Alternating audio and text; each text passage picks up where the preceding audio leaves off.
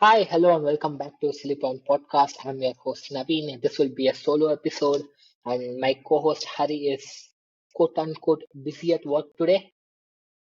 Yes, in today's episode, we'll be reviewing India versus New Zealand game, and we'll be doing a preview of both the semifinals of the Champions Trophy 2025 that's happening at Pakistan. Okay, let's dive directly into the episode. India won comfortably against New Zealand by a margin of 50 runs. But before we get into the episode, let's do a quick segment of cricket catch up. So, what happened since our last episode? Ranji Trophy final happened. It ended up in a draw between Kerala and Vidarbha, but Vidarbha had the first innings lead, so they won. They went on to win the match and the whole tournament. Karun Nair with the 80 in the first innings and the 130 in the second innings. In the final, player of the tournament is Harsh Dubey, left-arm orthodox spinner, 60 wickets and 500 runs in one season. And I'm really surprised that no one picked him at the IPL auction. In the era of who's the next heir to Ashwin, this guy is definitely the next heir to Jadeja. Left-arm spinner, can bowl and arm ball. Definitely worth watching. And I feel if there's any injury in this season, is definitely getting picked. If not, whoever is picking him for next season, he's the guy for the next 10 years. Going to WPL, DC very comfortably at the top. We are at the business end of the season, like 1-2 games, and we are into knockouts. DC comfortably qualified. RCB are at fourth, struggling to defend their title. They have just lost. They won their first 2 games, and then they have lost 4 games in a row. They're missing a lot of key players from their title-winning season. Sophie Devine has taken an infinite break from cricket. Sophie Molinox, Keith Cross, both are injured. They're both their spinners, Asha Shobana and Shreyanka Patel. The girl, the vibe right now, is also injured. Shreyanka Patel is going to every game and she's just posting a lot of videos. And even Ellis Perry was injured, but Ellis Perry got injured during Ashes, but she just came back and she's in amazing form. She's been hitting back-to-back 80s and contributing both with the game and with the ball. Tomorrow, right as we I'm recording on Monday night. Tomorrow, Tuesday, early morning, Sri Lanka versus New Zealand Women's ODI series is starting at New Zealand Napier. An young Lankan team led by veteran Chamari Atapattu. Atapattu just left Gujarat Giants team to join Sri Lankan camp. Atapattu is replaced by Georgia Wall at Gujarat. Georgia Wall had a breakthrough season last year. She was, I think, second or third highest run getter at Women's WB Big Bash League. And when Australia visited India last December, and she was the highest run scorer in that series. So last season was her breakthrough year, and I hope she goes on to achieve great things. Talking about Chamari Atapattu, in the history of Sri Lankan women's ODI cricket, there have been 10 instances where a woman has scored a century, and 9 of them are by Chamari Atapattu. That's the dominance. Chamari Atapattu in women's cricket. She's the legend, and she's in her fag end of her career. She'll be very hard to replace. She is Sri Lankan cricket's Julian Goswami or Mithali Raj. So she's that. Anyway, diving into the episode, we'll be going into Champions Trophy. We'll start off with a review of India versus New Zealand. Yes, everyone's talking about it. Yes, India went with 4 spinners. Drop your thoughts on the 4 spinners. Do you think Varun should be playing ahead of Harshit or Ashdeep? What are your thoughts about it? Do drop it in the comments. I'll be here talking about my views on it. You could challenge me if you feel anything is wrong. You could challenge me. So anyway, India lost the toss. New Zealand won the toss. They wanted to bowl first. Rohit also said we wanted to bat first. It's funny. Whenever Rohit loses the toss, which has been like last 13, 14 games in a row, he never said we want to do that thing. Whenever the opposite captain chooses something, he'll be like, yeah, we also wanted to bat. We also wanted to bowl. So it's very cute. Um, yeah, going into the game, India went with 4 spinners. Yes, India would have liked to bat because in last 2 games we have been chasing the score. This would have been a good game where we could have bat first and see how the bowlers are defending the score because this is a dead rubber game anyway. Going into the game, India batted first. Early setbacks for India. India were 30 for 3. Kyle Jamieson and Matt Henry were running it back to 2019 and 2021. I was kind of scared, like 2021 2021 World Test Championship final or 2019 semifinals. But the middle order of Akshar and Iyer, they stabilized the innings, showed resilience, showed maturity. Almost a 100-run partnership, I think 98 or 99 runs. A lengthy batting order, which Gambhir prefers, batting till 8, helped India today. Akshar is day by day becoming more and more like a batting all-rounder, which I'm really happy to see because he's also very good with the ball. And Hardik with a handy 45, I think, and KL and Jadeja chipped it with some 20, 19, and 25 runs each. Kiwi bowlers had early breakthrough, but they couldn't capitalize. They should have ended the game, but yeah, sensible batting from Indian middle order. ISIR is an amazing form. I think he's the highest run getter for India in this tournament. Even though, however bad we talk about England batters, both the England batters of Ben Duckett and Joe Root are the highest run scorers in this tournament. Think about the perspective. So, though they were batting well as a team, they have been performing really poorly, England. So, uh, yes, Matt Henry took five wickets. Uh, they dropped India to a very, I wouldn't say high score, but the average first inning score was 239. India scored 249. So it was a competitive score. New Zealand till the middle of their second innings. So 25th over of the second innings, England were at the driving seat. They should have comfortably won with Kane Williamson at the crease, but yes, Indian spin bowlers choked them. Coming to New Zealand batting, some spin dominance from India. 9 out of 10 wickets fell to spin.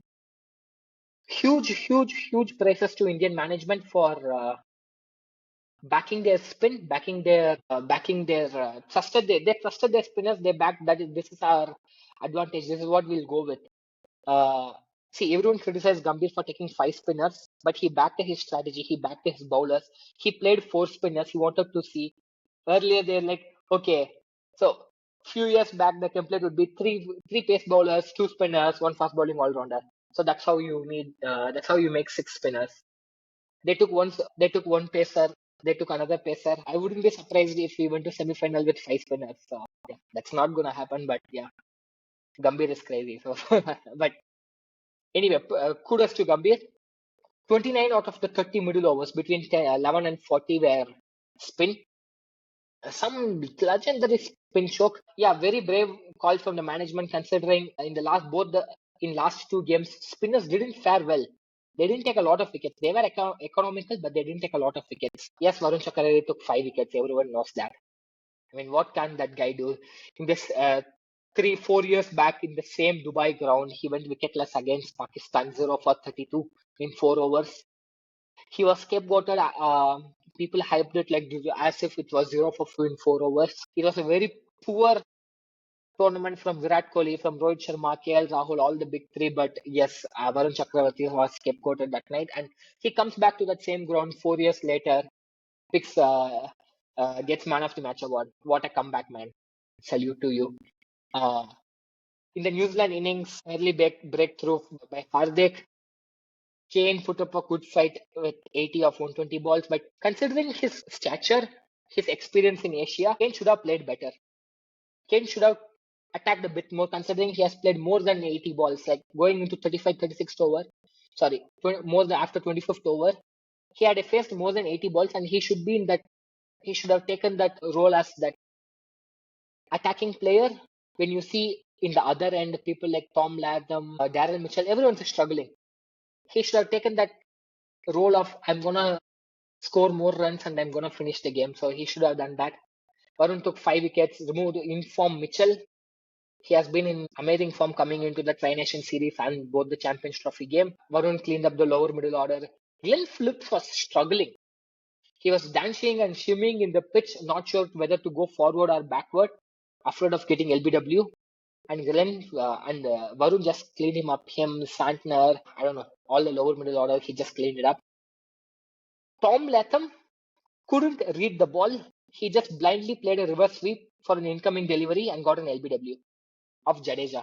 That was the moment where the game were like, okay, the game is sealed. Now it's India's game. There's no chance of comeback. So I once again feel, I think I told it before itself, they should have played Conway ahead of Will Young. Conway is a proven big match player. You can't drop him based on form. He plays a spin well. He has so much experience in Asia. He has played IPL. You saw his knock in IPL final, 2023 IPL final. I think 175 required in 50 overs. I mean, you saw what kind of start he gave. 47 of 25 balls. So I think at least going into the semi-final against South Africa, I think Conway should come back, should replace Will Young. It was unfortunate. Rachin Ravindra had a concussion, and then William came in and William scored the 9th century. So, but then you cannot going into these big games. You need your big game players. Where did the game change? So let's go over by over how India and New Zealand played at each phases of the game. In the initial phase, first 10 overs, India scored 37 for 3. New Zealand did 44 for 1. New Zealand were at complete driver's seat. Top order of Rohit Sharma, Shubman Gill, and Virat Kohli. All three in top 5 in ODI rankings right now and gone. New Zealand should have sealed the game, but credits to Indian middle order and credits to Gambhir for always wanting a lengthy batting till number 8. It paid dividends today. So at the end of 20 overs, India was 78 for 3. In between 11 and 20 overs, India scored 39 for 0. At the end of 20 overs, New Zealand's score was 80 for 2. In the last 10 overs, they scored 36 for 1. Again, New Zealand were ahead at this point. Now, between 21 and 40, at the end of 40 overs, India were 185 for 6. In the last 20 overs, they scored 107 for 3. New Zealand, on the other hand, were at 165 for 6, scoring only 85 for 4 in this 20-over period. Though India lost 3 early wickets, they just kept rotating the strike. That's when the partnership of Iyer and Akshar, and then Hardik and KL, they just kept. So even though they lost so many wickets, at the end of 20 overs, they scored 107 runs, almost at 5.5 runs per over. That's the difference between a New Zealand side and an Indian side. That middle over resilience, that experience coming into this setup. New Zealand only scored 85 runs and lost 4 more wickets. So at the end of 40th over, India were 185 for 6, New Zealand 165 for 6. So at the 20-run difference, India were clearly ahead at that point, and New Zealand didn't have a very lengthy batting order, and the game ended at 40th over mark. So the average first inning score at Dubai is 229. India scored 249, 20 runs ahead. This is considering all the games in Dubai. Let's take an inflation score of all-time inflation of 15 runs. Let's keep 244. India were ahead. India were 5 runs ahead of the mean score. Not a lot. New Zealand should definitely chase it down. I felt very kudos to Indian bowlers. Amazing spin choke. 29 of the 30 middle overs were spin way. So the average second inning score at Dubai is 193. Clearly, win the toss, bat first should have been the mantra in this ground. In the semi-final also against Australia, whoever wins the toss bats first will have an advantage. Let's see let's talk about that in the semi-final segment. Definitely four spinner strategy paid off. I really feel bad for Harshit, who was replaced who replaced Ashdeep in the last minute and got replaced by Varun in the last second. So feel bad for both Harshit and Ashdeep, and my heart goes with Ashdeep. He has done nothing wrong to sit on the bench. He did exceptionally well in the Vijay Hazare, highest wicket taker, 2024 T20 World Cup, highest wicket taker. Yes, I feel sad for him, but no one is about, cricket is a team sport. No one is about the team, and the sport is about everyone. Yes, the team did well. So I think going into the semi-final, India will also be playing four spinners. But my only concern of this four spinner strategy is, let's say hypothetically New Zealand were 190 at the end of 40 overs, and Indian spinners defend 60 of 60. That's my only concern going with one pacer. And that too, that if that one pacer is Shami and your other pacer is Hardik, both are injury prone. If something happens, I don't know. I think we are in deep trouble. Anyway, we have seen the last 3 games. I don't think we have not seen you come into picture in any of these 3 games in Dubai. Sorry. So batting first or batting second. So sorry, batting second doesn't give you any advantage because dew is not coming into picture.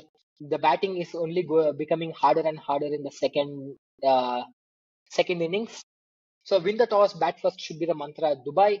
It's unfortunate that the game is happening in Dubai and both Australia or South Africa have their flights to come back. South Africa, they just came here for just one net session and then they're flying back again. It's unfortunate. It's a very big logistic blunder. At least knowing that India play in this group, they should have kept the India's fixture 3 days ahead. India had 1 week break between their last game. Pakistan game happened last Sunday. New Zealand game is happening next Sunday. So it's been a 1 week off. They could have kept their game at Wednesday or Thursday, but there are commercial reasons. Commercial and media are a key aspect of cricket. So India cannot play on a midweek. Commercial drivers will make sure that India plays on a weekend. Yes, that is an logistic blunder. I think ICC definitely need to look into this. Yep. So going into the next segment, semi-final review, India versus Australia. Okay, let's go to first semi-final, India versus Australia on Tuesday. So by the time this video comes out, the semi-final would be like a few hours ahead. India will be going with 4 spinners. I don't think they would change. It has definitely worked. No Ashdeep, no Harshit, 4 spinners. Knowing they are going to play a Sena country who cannot play spin well, India will definitely play 4 spinner. Once a wise man said, Varun is the Bumrah of spin bowling. No one is able to pick him. He's just, and he's also fast. He's not very slow like a typical spinner. Like he's not bowling at least in 90s. He sometimes crosses hundreds also. He's like a medium pacer, a bit slower medium pacer. But yeah, no one can pick him. Ask Harry Brook how he blames fog and everything if he can't pick the ball. So at Dubai, he should just win the toss, bat first. And in the last 10 ODIs, batting first have won 5 games, batting second have won 4 games. Batting first average is 229, batting second average is 193. So clearly, win the toss, bat first. And that one game which drew happened in 2018. India versus Afghanistan Asia Cup. Dhoni was leading India team after 1 year after relinquishing his captaincy in 2017. That was also his 200th game as ODI captain. Third player ever to captain their country for 200 ODIs. If you know the other 2 players, drop them on comments. I'll give you a clue. First one is an Australian, yes. Okay, let it be easy. It's Ricky Ponting, everyone knows. But who's the other player apart from Dhoni? Okay, let me phrase it correctly. So, who's the other player apart from Dhoni and Ricky Ponting to captain their country for 200 ODIs? Drop them in the comments. So that was the game. India scored 252 and no, Afghanistan scored 252. India also scored 252 in return. It was a dead rubber game. Virat Kohli was rested for that Asia Cup. Rohit was leading the country. And then Rohit was also, I think, injured or rested for that game. So anyway, let's not go too deep into that. Now, India lineup, they'll go with the same lineup. Some people are asking Pant over KL because KL dropped 3 catches. Man, don't be harsh on him. He had one bad game since 2023 behind in terms of wicket keeping and DRS calls. So don't be too harsh on him. Australia, I think I read about Short having an injury. I think most likely he'll come back. If he doesn't come back, he'll be directly replaced by Jet Fraser McGurk. So their lineup will be Short / Jet Fraser McGurk, Head, Smith, Labuschagne, English, Carey, Maxi at 7, Glenn Maxwell at 7, Ben Warshiers, Nathan Ellis, Adam Zampa, and finally Spencer Johnson at number 11. They don't have a very threatening bowling. So the key matchup would be, the key game changer would be whether Rohit can give a blistering start that he usually does. If yes, the game is sealed. Whether it's batting first or batting second, if Rohit can give that start, the game is done. And then again, Maxwell with a spin. I know Smith will milk the spin and then he'll definitely score 50 plus tomorrow. But Maxwell with a spin. If that 2014 Maxwell comes back, 2014 Maxwell in Dubai for Punjab Kings, if that Maxwell comes back, it's game over for India. But yes, Maxwell is inconsistent. We all know that. So whether Maxwell hits or misses tomorrow is a key factor for Indian fate. I know Head is there. Head is going to hit against every game against India, man. Head is definitely going to hit. He has done that consistently. Head loves India. So Walk past it, man. That's all. Over. Grow up. Yes, spin will be the difference. Whether India can play spin, whether Australia can play spin will be the difference. And the spin bowling from Australia will go with only Zampa and few overs from Short, Maxi, and Service Head. I'm heavily biased to India. It's 59-41 for India. But if Australia win the toss and bat first, it would be 55. 45 Australia and 55 India. So toss plays a huge role in Dubai. Going to the other semi-final game in Lahore, New Zealand versus South Africa. The lineup, there should be a difference in lineup. Conway should walk in instead of Young. Big game players should play the big games. South Africa, seeing how New Zealand were exposed against spin, should play Trabesh Shamshi, but I know definitely they won't. They'll still go ahead with the Lungi Ngidi. They'll say their second spinner is Markram, so they'll play to their strengths. For South Africa, Bauma will come back from injury. He had some health issues last game, so he will be coming back. And the key matchup for this game would be Heinrich Klaasen versus Matt Henry. So whoever wins this battle will win the game. So excited for the semi-final, both the semi-finals, India versus Australia and New Zealand versus South Africa. Drop your predictions and drop who was the third player to lead their country for 200 ODI games. With that, we conclude this episode. Thank you and have a great day. Bye-bye.